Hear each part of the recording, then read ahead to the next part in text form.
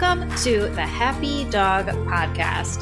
This podcast is designed to bring you ideas and uplifting information to help you live a meaningful and fulfilled life with your dog from a holistic perspective. Now, let's explore the world of a happy dog. Welcome to episode 9 of the Happy Dog Podcast. Today, we are talking to the founder of A Purposeful Rescue, Hillary Rosen, out in Los Angeles, California.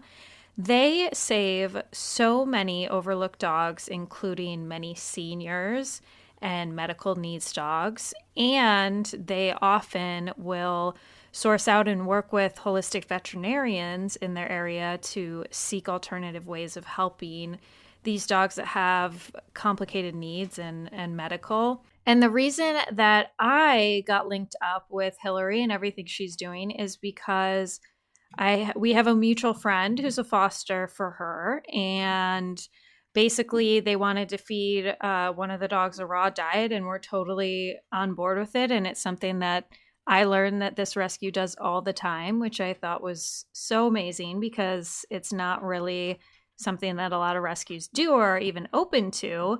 So I'm really excited to have Hillary on the podcast. So thank you for being here. Hi, thanks for having me. And both of our dogs now, I hear her dog and my dog was roaming in the background. So this is going to be that kind of episode, I think. It's impossible not to have the sound. And I'm in my closet right now. So, guys, I mean, they're yeah. Hi. Mm-hmm. And my dogs are stir crazy because I haven't taken them outside enough because I am boycotting the cold weather. But anyway. Well, why don't you start by telling us a little bit about how you got involved in rescue and how that led to starting your own rescue? It's a long story, but I'd never been. June of 2012, I'd never been in an animal shelter. Oh, really? In my life, no. Wow. And I ended up at the old South LA shelter one day. Through a friend, I figured out pretty quickly that it was not far from my house, and someone, you get all these networking emails, and I didn't really know what they were at the time. This was 7 years ago, and someone needed something. I can't even for the life of me remember what they needed, but I went, and I had like a religious experience there. I have a dog care company, so I've been working with dogs for 15 years. Got it. And Got it. I walked kennel by kennel by kennel by kennel, and I started following people around, asking lots of questions, and I was just that girl that was just there every day. Hooked. And within 6 months, I started a nonprofit. I just, I'm sort of a type A personality where go big or go home. Yeah. Do it. Yeah. No one else is going to do it, so you got to do it. Right, for sure. So I did it. I did it. And it's evolved. It's changed a lot. Okay. But yeah, that's off and running. Well, and it's interesting that you say that it's changed a lot because I mean, I don't know how you were operating back then, like in 2012 as a one woman show probably, but now I feel like I was adopting dogs on my own. Like I was just adopting them. I was paying for medical. Yeah. Slowly, like people I knew were like sending me money to help dog. I was like, it was just crazy. Yeah. Well, and now you are very established and have celebrity adopters and all sorts of awesome stuff going on. Yeah. And it's interesting because if you had asked me 7 years ago if we would be a medical and senior dog rescue, I would have told you were crazy. It's just there's just such a need there. And you go and get your first senior dog out of the shelter, and that was it for me. Yeah. Like Betsy, that was it. So how many senior dogs do you typically have at any given time in foster or up for adoption? I mean, it's funny because we're to the point where we're like, is an 8 or 9 year old dog a senior? Right. Well, my dog's So 10 and I don't consider her a senior because yeah, she's I mean, crazy. it's interesting. I'd say 75% of our rescue is 8 and up. Okay. And then the few younger dogs we will have tend to be medical cases, hit by cars, who need orthopedic surgery. Hmm. Um, we help a couple rural shelters who really need help just moving dogs. And they always have a bunch of really nice young dogs because people are always looking for young dogs. Hmm. And if we can help them out, those are the young dogs we'll have in rescue. But for the most part, I mean, if you go to our website, it's mostly seniors. Well, I love And that. we also have forever fosters and Mm. hospice dogs. So Hmm. Hmm. And so you're mainly all foster based, right? all foster based. Got it. I mean, and we vet our fosters the same way we vet our adopters. Hmm. Which is really So important. Yeah. And so tell me a little bit about like the extra care that you end up having to provide for senior dogs. so a few years ago, you start when you have sick animals or older animals, you start to add, they require different need. They have different needs, and I really cancer, Mm-hmm. which led me to uh, raw, Mm-hmm. which actually it was the documentary Pet Fold I watched first, which is pretty eye opening. Yeah. So you start, and then from there I would. I mean, it's been such an interesting evolution because we try to not feed any kind of junk, but obviously we're like financial restrictions, so we're gonna have to feed some kibble to some dogs. Mm-hmm. Uh, but I had another religious experience with the raw food movement, um, and I'm a big believer in food as medicine, and I it has done wonders for so many senior dogs and cancer dogs. But when Mm-hmm. my personal dog got sick, is a couple years ago, is when I really I, I'm so passionate about it that it almost it it's difficult to function Yeah. in the dog world because I'm sure veterinarians really fight you. Oh, yeah. I've gotten people on my Facebook page and so arguing with me about it, and vets arguing with me about it. Oh, And it's, it's tough. It's like there is a whole amazing raw feeding community, but there's still so much that's almost, I feel like, a little bit bigger of a community within the vet world that is not open to it at all. but let me tell you what I've seen. I've seen more people are feeding it. Mm-hmm. Um, and what I've tried to tell vets um, who are fearful of it is not the food. It is the people who don't know how to store it or clean properly. It's Right. not the food. Right. It's like dogs with behavior. It's always human error, right? Right. Right. I mean, we look at dogs who are having behavioral issues, and then the first thing I look at is what's the human doing, Mm-hmm. and it's the same with the raw. Mm-hmm. You see more callbacks on recalls on kibble and that the crap the vet feeds than you ever do on raw. It's always because it's someone doesn't listen and they free feed their dogs raw. You can't do Mm-hmm. that. Mm-hmm. No? Yeah. No, there's definitely, you have to know what you're doing. You have to research or work with somebody who can guide you in doing it Yep. correctly. Yep. But it's tough in the rescue world. And this is something that I totally understand where you're coming from, because I do a lot of medical assisting with one of the rescues here locally. And a lot of the vets that we work with, they're great and they give you the rescue discount and they fit you in late at night, and, they'll text you and they'll be on that type of basis with you. But then when it comes to something like diet or maybe doing They're not on board. something a little bit And differently, like a probiotic, it's like, No. Just feed the prescription diet. And it's like, But what's amazing is they'll see the results from, the dog that you helped us with who was a diabetic, that the vets wanted to feed her sugar in the prescription kibble. Yeah. And we put her on a raw diet and we saw results, and they still fought us. Yeah. Yeah. And let me tell you, we've had countless of cases with this where skin, cancer, diabetes, where we feed raw and we still get the fight with the vets.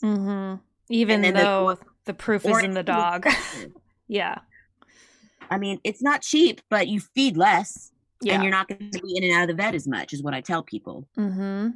It's really true, especially for those diabetics. Like once you can get them regulated with their diet in particular, I mean, you don't need to be hanging on to, your vet, basically like their coattails, because you are so freaked out about what could happen with your dog's diabetes at any given moment. And that's what I had to learn. And that's why I was like, screw this. I'm learning this all myself, because, it's just like vets don't want to believe you. And it's unfortunate, but you have to advocate for your dogs. Exactly. Yeah. On your own. It's such a shame. But I'm constantly just advocating for dogs. My dogs in rescue, and really putting my foot down and just saying, I'm sorry, I am not going to feed them this. They have these issues. I am not going to feed them this. I mean, we just had a dog Shih Tzu in rescue, $10,000 dog with all of her vetting. Esophagus issues, kidney issues, like gut issues. And they wanted to put her on that hydrolyzed protein. Kibble. Yeah. And guess what? We put her on an Answers raw formula. And homegirl, it's like a new dog. Yeah, I bet. Oh, I bet. And they see it, and they still don't want to have a conversation about it. Blows my mind. Blows my mind. I know. Well, and so would you say that? I mean, there's lots of challenges in rescue. We both know that. But would you say from like a medical standpoint that this is one of your biggest things that you're up against right now? Or in terms of like holistic health and trying to advocate for these dogs? Or is there other things that hasn't like worked out because of people saying no, or you shouldn't do that? No, we fight for it. I mean, we will fight if I've done enough research and seen enough good. And I'm always learning and asking questions. And I gotta tell you, Billy from Answers has been a godsend for me. He's walked me through so many different things and different diets. But I'm not afraid to again, it's back to advocating. I think a dog needs to be on this, and obviously it's expensive. So we have been fortunate. Answers has sponsored a couple of our dogs. Oh, that's awesome. Primal has also continues to sponsor our dogs. And then we'll just pay out of, I look at buying raw food for some of the dogs in rescue the same way I look at having to buy medication or taking them to the vet. Which is amazing. It's all the same thing to me. And if we can start them, because some of the dogs that we get are such a mess. And I'm a big, what a raw diet does is it boosts their immune system from the gut out. And it's not just about the food, it's about immunity. Totally. And they're coming from so much stress and basically zero immune system. And so we look at it, we'll pay for it because we look at it as basically, it's funny because it falls into, if you have a grant or if you have a budget, it would fall under like supplies, right? But if in my ideal world, that would actually fall under medicine. No, I love that you are considering food as the medicine and as expenses of your organization for medicine, because truly with these medical case dogs, that's what it comes down to. I mean, the food can be such a make or break deal. And you've I mean, seen it's it. the same with people. Mm-hmm. The same, it's the transformations we see. I mean, I can look at the dogs who I have in my house, the seniors who are from the shelter, who started out, you know, in terrible shape, mobility issues. I, it's a deal breaker to me. Like this, the raw diet you have to. Like I And can't imagine not feeding anything else. and so you initially got started on raw diet and being interested in it from pet food. When did you start like go and buy your first bag and say, okay, I'm going to feed it to this dog or? I mean, it's been a few years now. Mm-hmm. My dogs have been on a raw diet for at least 3 years. Mm-hmm. I mean, I was doing some Honest Kitchen before that. And they also send us food. And I also, Mm-hmm. it's not just about, I always try to tell people it's not just about raw. It's about being conscious of what you're feeding your dogs, Yep. and is it quality? Where is it sourced? Like, is there, make it at home, or there's the Just Food for Dogs out here. There are other companies that are, cooked food, and that's fine if that's what you want to do. But there's so many options now Totally. that you don't have to feed junk, and there's so much junk. Oh, I agree. Or whether you do it half and half. I mean, so when winter comes around for my guys, Izzy always wants more food in the winter. And I like all humans, I feel like when it's -20 out, want more food in the winter. And it happens to the dogs too. And so I started feeding them Honest Kitchen as more bulk because, Right. but it's like I felt good about that and fine with it because it's organic ingredients. And that's it. That's all it's about. I mean, and for the record, the reason I'm such a crazy raw feeder now is because I had 2 cases of hemangiosarcoma. So all my dogs are basically keto. Got it. That's only because I'm crazy. Well, no, it's not crazy to love your animals that much. So literally, like my dogs don't eat carbs. Hey, I wish I could eat like my dogs do. Trust me, that's next. Oh my God. Every day I'm like, God, I wish I could eat like you guys. And they're all lean and they all look good. Yeah. But yeah, my dogs are keto. I love it. Sounds so LA, right? My dogs are keto. That is very LA, but I'm down. Very LA. That's awesome. Well, yeah, it's not just about raw. It's about a organic, sourced, conscious diet for them. Mm-hmm. Have you had any hesitation from fosters or anything like that when you have first said, okay, now this dog's going to be on a raw diet? No, most of them are super pumped. Oh, that's awesome. Oh yeah. I mean, and then what we recently we have a lot of vegans. And 2 of our new fosters who are amazing. We have their foster dog. She's a senior, like 13, 14-year-old Cocker Spaniel on a raw diet. And I looked and they were like, they're not us. And that's a whole nother conversation. Dogs are not vegan. Mm-hmm. And people really want to make them vegan, but they're really not. No. So they were great. They were like, no, it's for her. It's we get it. And it's, yeah, they're not us. Yeah. So no, our fosters are great. I actually think a lot of our fosters have learned a lot, I hope, about nutrition from seeing what we do all the time. That's awesome. Spreading the knowledge. I love it. It's gospel, man.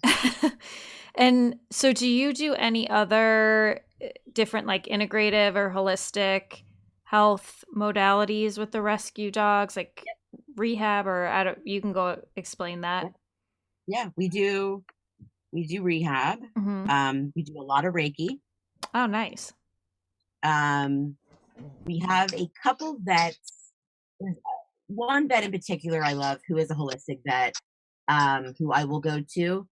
And actually our regular vet has really gotten on board with us with the raw diets. That's awesome. She's, skeptical, I think. Not skeptical. I think she believes it's not for everyone, which is fine. but she doesn't fight us on it anymore because she sees that it works. Um, but a lot of the holistic stuff we do on our own. We reach out and do it on our own. But Which I think is such a benefit to all the tools available to people in the holistic pet care world, because yeah, something like Reiki, something like aromatherapy, using herbs. I'm a big My dogs are running in the back. I apologize. I'm a big essential oil person too. Yeah. And those are things that you don't need a vet for necessarily. No. You know, like, sure, no. There are some vets that specialize in it and it's great, but they're not all over in every single state and every single city. So I also see a lot of there's some vets out here who are quote unquote holistic, but they'll go and feed a dog the vet script food. Blows my mind. Yeah. I mean, which is kind of the opposite of. But they'll go do acupuncture, but they do acupuncture, and but they don't. It's so very odd to me. There's absolutely nothing holistic about any of the script food. Just go read the ingredients, and it's like my head like turns around. Yeah. It's nauseating, the ingredients. But that's awesome that you have been able to not necessarily change the minds, but it's growing like more progressive. You're getting the word out there. You're showing proof that this is something that works. And really what we all need is more research done. But unfortunately, research and studies and all that does cost a lot of money. I think isn't Answers doing something? I think they're trying to. They're working on it. Yeah. Which would be amazing. They're a fabulous company, aren't they? Agreed. Yeah. Mila's on their diet right now, and she couldn't be doing any better. So we're really thrilled with that. And so how do you feel that a holistic approach, whether it's diet or energy work like Reiki, acupuncture, things like that, makes a difference when it comes to rescue dogs in particular? I think all of this boosts their healing process so much faster. From my limited experience. I mean, I have not been on this holistic train for that long, but for the past few years in rescue, and if you go look at some of the dogs that we've taken, a lot of this really food, man. The food is such a big deal. I got my parents on board now. That's awesome. In Dallas. Like my dad goes to the local store and like they know who he is and they're like so proud of that he feeds it. Is there a favorite dog that you have? And you could send me pictures too, and I can include it in the show notes. But is there a favorite dog that was just like a hot mess and you felt diet made all the difference? I mean, I have two that off the top of my head. Magda. One, and then Idris Elbows, who I call Grandma, who's here with me. Aww. I've had her for November, 3 months, and spinal arthritis, bad hips, bad knees, horrible elbow arthritis, just could hardly walk. And between we're also a big CBD rescue. Love it. That's awesome. So those two dogs, but the diet alone, and I think with Idris, the CBD and some other stuff, but man, it's game changing. I mean, I can look my cattle dog here, who I have had breast cancer. So she had malignant mammary tumors. It's been almost 6 years, 5.5 years. She shouldn't be alive. I also don't really do any kind of chemotherapy or radiation. We've never done it in rescue. I've never done it on my own dogs. But the raw diet with her, I do rechecks, but I chest x-rays, but she's been clean. Wow. I'm gonna knock on wood right now again, but Yeah, I will too. there's there's really something about a diet, I Yeah. think, that keeps them youthful. Oh, 100%. That's amazing. And how old is that cattle dog? I don't know. Doesn't I mean, matter. I think she's probably 13 or 14 now. Wow. Could be 15. I don't know. The Hmm. shelter said she was, I think, 6 or 7 when I got her, but I think she was a little older. Yeah. So she's anywhere between 12 and 15. I have no idea. Wow. Wow. And she runs around. I mean, That's yeah, amazing. That's yeah. amazing. I mean, there's so much proof with the raw food with rescue dogs, I feel like more than any dogs, like, because they come from such bad situations and Yes. are such messes, and there's nothing to lose with putting them on this diet, frankly, because it's really only going to go up from there.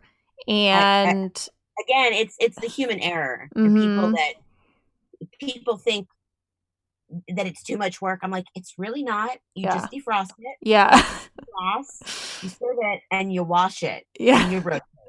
yep, I mean, like, yeah, it's not dumping kibble in a bowl. I guess that's easy.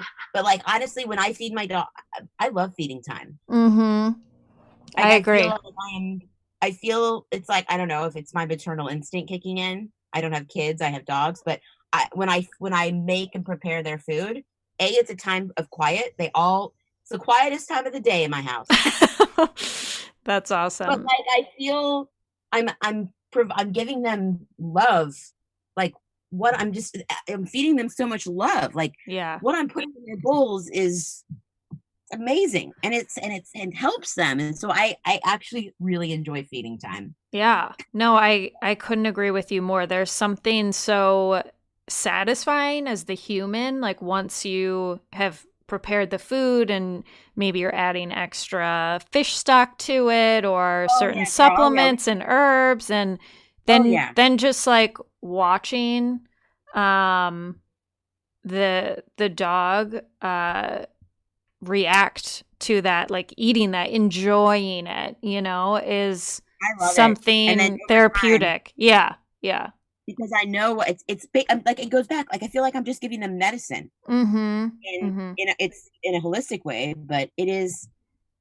And that first, when I get a dog out of the shelter and they've gone to the vet and they come home and they have their first good meal here, I'm like, Oh, I cannot wait to see you in 3 weeks. I bet that's amazing. Yeah. Yeah. That's So awesome. yeah. What do you think with your dogs or the rescue dogs that you encounter on a daily basis ultimately makes them happiest? This is the Happy Dog Podcast. So I'd like to ask this question. And I know being in rescue is when you see these animals at their worst. So, Balance. Coming in and being in a balanced household, mhm. having routine. That's when they're happiest. And people, it's funny because when we send dogs to fosters, we have all these manuals and docs to how to help people acclimate dogs. And it's not how much, treats and toys and dog beds you give them. Mhm. It is it's that routine and leadership. Yeah. And in that, though, is the feeding routine, a good feeding routine, Mhm. nice, comfortable beds. All of them are created when they first come into rescue, and but it's that routine that makes them thrive. Mhm. Right. I mean, I can only speak for myself and my pack here and the foster dogs that I bring in, but I always laugh because a lot of them don't ever want to leave my house. I'm like, I cannot have any more dogs. I know it's super fun. It is super fun. You guys have wonderful health care, wonderful meals to be fed. It's Yeah. just great. But guys, you gotta go. You Yeah. can't have it. Yeah. So, uh-huh. God, it's Well, hard to keep a lot of dogs. I already have a lot of dogs. well, I love what you said, that with the routine makes them the happiest, because I think it's such a Balances their mind. different, yeah, and it's just a different perspective on what we as people who have like dogs that are our own and not fosters or seeing People dogs in put too much shelters. emotion. I Yeah. mean, this can go into a whole nother hour of a behavioral talk, Right. but we put so much emotion into animals, and they are not emotional. Mm-hmm. We are. And if I always Totally. tell, if we step back and we're quiet and we don't, the dogs, I mean, they just respond to our energy. So all of Mm-hmm. that ties into the leadership and the routine. It's just the dynamic of a household, really. Yeah. Well, Balance it all out. and feeling comfortable with somebody who is comfortable in Yes, themselves and not running around like a crazy person being anxious or yes, nervous or yep. anything like that. One podcast episode a few ago with, I don't know if you know Caroline Griffith, who does the spiritual dog training, but that's basically all we were talking about is how the energy Yes. between the human and the dog and the That's all it is. reaction. And yeah, That's totally. all it is. I mean, people can go to training, and I mean, it's fine. You want to learn obedience, but behavior work, it's always the relationship. Mm-hmm. That's Totally it. agree. It's Yeah. not that complicated, folks. Yeah. Sorry. Well, and so other than, as we wrap up, other than feeding raw, especially to rescue dogs, like who are having medical issues and things like that, depending on what it is, and you've seen so much success with that, what would you say to any other rescuers out there listening to this, like whether they're a foster, volunteer, to be successful in the work that they want to do with rescue? First, thank you to anyone out there who's helping in any capacity. First of all, thank you, because that's the most. But listen, this is the hard thing, and what's beautiful at rescue, I'm such a control freak. Rescue has actually made me less of a control freak, Mm, as you realize very quickly that you cannot control things. It's you don't have a chance. You can try. right. I mean, I would encourage anyone, especially anyone doing medical or seniors, to at least try to research about a raw diet. I know it's expensive, but if you can actually look at it the way we look at it, where if you're going and handing out medicine and you're going Mm-hmm. back and forth to the vet a lot, give it a try. Try it with one dog and see if you see results. Mm-hmm. Love that. So there you go. That's a good place to start. And for fosters, like specifically, any advice for making the dogs feel at home with the right energy, I guess, because I think fosters get freaked out a lot of times really quickly. Well, this is we nurture our foster program. Mm-hmm. Our foster program is vital. So we're really hands-on with our fosters. We have docs that we send out to everyone as soon as they sign up to foster, and we do a home check. They get a doc about these are the rules, and then one of our foster coordinators is actually a trainer. So we Nice. go over why we crate, why you shouldn't have bones out, why you shouldn't have toys out, Mm-hmm. why you shouldn't do too much too soon. Mm-hmm. Not everyone listens. I But know we that. try. Yeah. Try really hard. Yeah. But that's the thing. Leadership over love. These Yeah. dogs are safe. So lucky. They get out, they go into these beautiful, wonderful foster homes. So right off the bat, they're set. They're good. If everyone could just realize that is love right there, Mm-hmm. and not having to hold and cuddle and, oh, they don't like the crate. They will. Yeah. Yeah. They'll be okay. Right.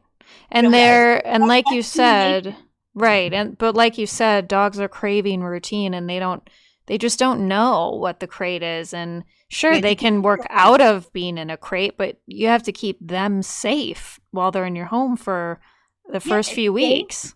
It helps with separation anxiety. It helps with Mm-hmm. housebreaking. I mean, crating is wonderful.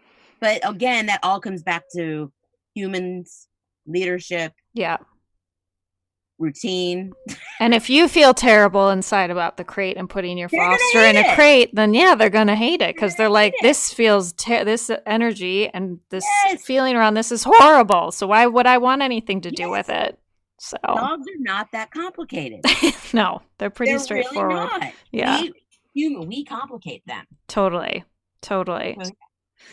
Well, thank you so much for sharing all of this information and just how you're doing things differently. I mean, in such a great way. And I love that you're advocating for these dogs and fighting the vets over raw diets. I mean, that takes guts, but you're living it day in and day out, and you're seeing the proof. And so thank you for doing that, because I truly think that if rescues can start doing more of this, then vets have even more reason to look into why this is such a big deal, and why raw food companies are skyrocketing in terms of their demand.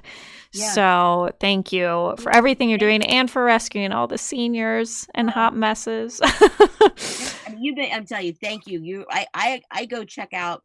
I go to your website or your Instagram page to like look up things, or if I cruise through. So you're super helpful, and you're a huge asset to people. Thank you. I really appreciate you having me on. Yes. Oh my gosh. I think that this will be the first of another time we'll have you on for sure, because I know a lot of rescue folks follow this podcast, and so I know it'll be helpful for a lot of people, and I can imagine people wanting more. I already do.